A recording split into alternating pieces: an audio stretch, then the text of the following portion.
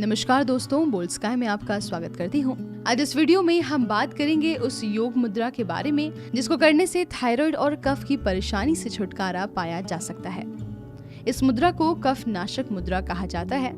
इसको करने के लिए सुखासन में बैठ जाएं। अब अपने दोनों हाथों की अनामिका उंगली को मोड़ें और अंगूठे की जड़ को स्पर्श करें।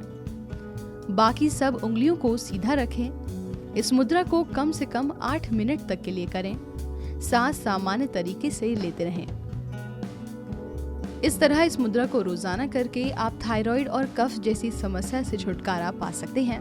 इस आसन को करने से भूख में कमी, अपच, धीमी पाचन और आंखों की बीमारी जैसे आंखों से पानी आना और थायराइड से छुटकारा पा सकते हैं।